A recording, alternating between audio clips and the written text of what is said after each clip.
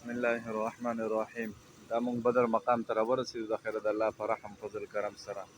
او دا مخامخ جومات چې ښکاري دا مسجد عریش دی چې نبي علیه الصلاة وسلام چې راغلی پیله دلته صحابه کرامو له هغه منا او هغه چابړي او هغه ځای جوړ کړو.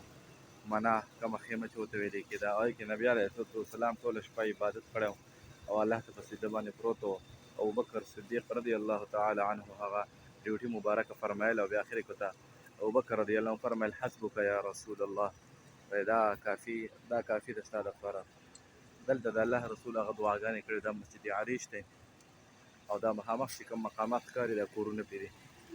د مسجد عریش د مخامخ دا مقامات دلته د صحابه کرامو رضی الله تعالی عنهم اجمعین هغه پړاو مبارک دلته او دې خوا د بدر میدان دی، بیا د کفار مکې هغه ځای هم ښایي چې کوم چې دوی پړاو اچولی. دا هغه جومات دی مسجد عریش او دا هغه بدر میدان دی.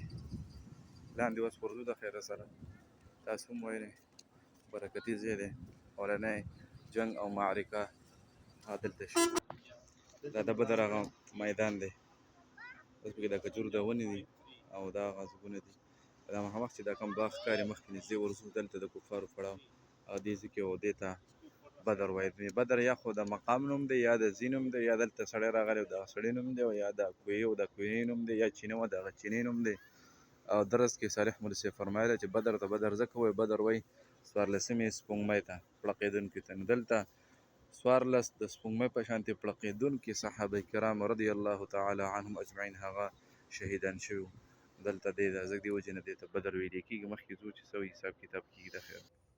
نو دلته د مسلمانانو هغه پوج او د مسلمانانو صحابه کرام 313 ځوانان صحابه کرام رضی الله تعالی عنهم اجمعین دې مقام کې وو.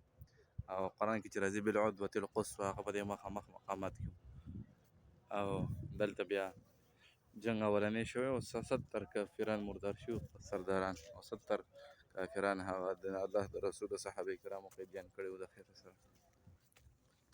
دا هغه میدان دی او بیا دې خوا چې مونږ ووایو دا بالعدوة القصوى دې طرف باندې بیا کفار مکې والا په دې طرف باندې پړاو اچولی. اوس پکې دا باغ جوړ شوی دی کجورو دا نور هم دی چې په نظر راځي که نه. دا هغه دی او دا کوله هغه میدان د بدر دی. دې نه شروع شي داسې